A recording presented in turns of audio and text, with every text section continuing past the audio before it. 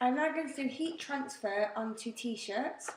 I've created this image on Photoshop CS6. I had water balloons that I filled with paint and smashed them onto a piece of fabric and photographed it.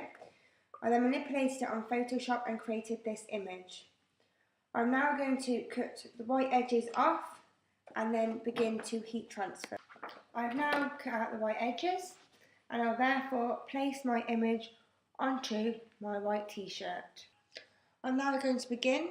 Make sure the surface is completely straight and flat, your image is centred to the position you like, and that your iron is on a medium temperature.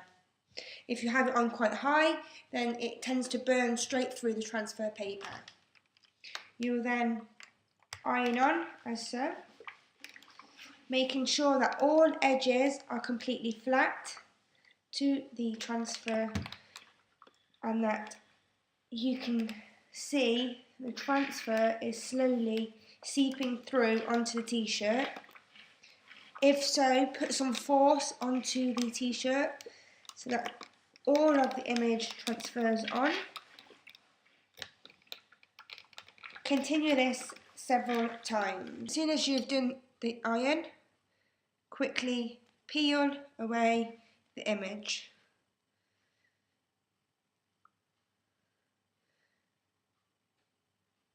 Sometimes the image can not always print straight through,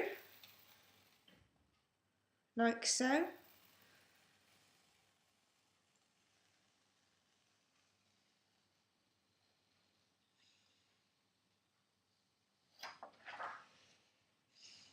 However, it tends to give a creative effect. Once I've done the heat transfer, the base of the vest top I cut off as I wanted to make it more effective by looking more like a crop top. I now therefore just need to turn the edges in and simply sew to give a neater edge. Simply what to do is turn the edge in, then pin so it's secure, so when under the machine it's easy to use. So